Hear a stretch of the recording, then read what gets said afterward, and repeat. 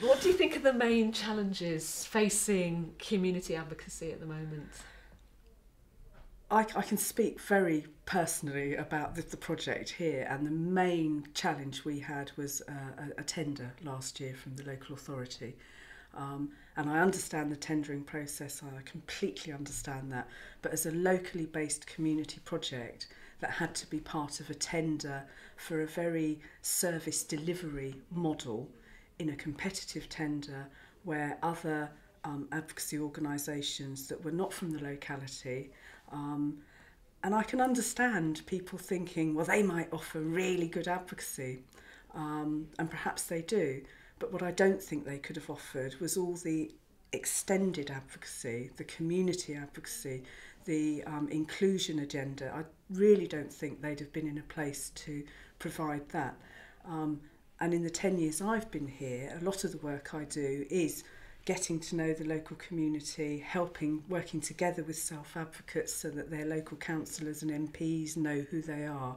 And I think it's a completely different model if you then say, oh, we have a contract, it's for X amount of advocacy interventions, deliver it. So for us, the biggest threat last year was to really try and show commissioners that what they would get if they commissioned us was a very different model of advocacy. And commissioners have been able to see that yes, actually there is good quality advocacy being offered, but there's also good quality social involvement, community, a community resource really. That's what I think Connect's grown to be for people.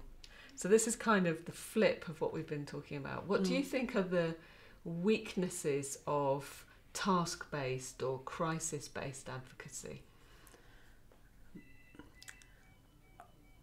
I think because they can be just... this is a challenge we see in IMCA work actually. If we do a piece of IMCA work and that's very specific, often you see so much more. There's so much more advocacy that person is seeking. And it's the challenge is to do the very specific bit, but know very often that without addressing all the other bits around it, that's not going to be effective. It's very short-sighted. I think the more holistic approach to advocacy that looks at or allows the person to express all aspects of their life and what they seek to say and seek to achieve in it is much more valuable in the longer term than a very narrow, specific piece of work that may completely miss the point for the individual. And I don't think advocacy is the only profession that has that challenge. I think a lot of other professions would also argue that if you just do the small piece of work, then actually you just keep doing the small piece of work because people's lives don't change. The crisis can appear again. Whose need do you think is being met by the provision of that task or crisis advocacy? Whose need is really being met by that? The service systems. So would you say this is another one of the challenges facing the advocacy sector, is this drive to make it quite about making service processes work better?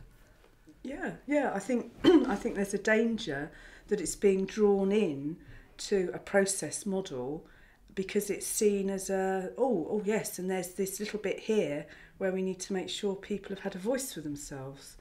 Oh, and that's advocacy, isn't it? So yes, we'll draw advocacy in and it will plug that bit. Yeah, I think that is a risk.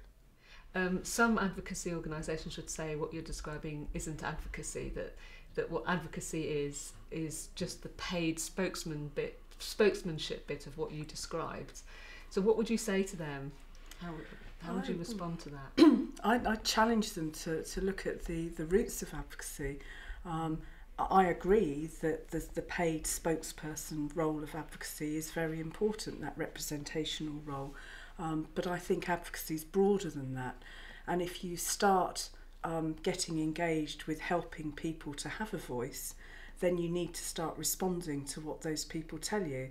And our experience here has been that yes, people do want the spokesperson role, but they also want a much wider role. They want a voice in their local community, they want a voice with their local councillor, they want a part of the political system that can help them achieve real change in their lives.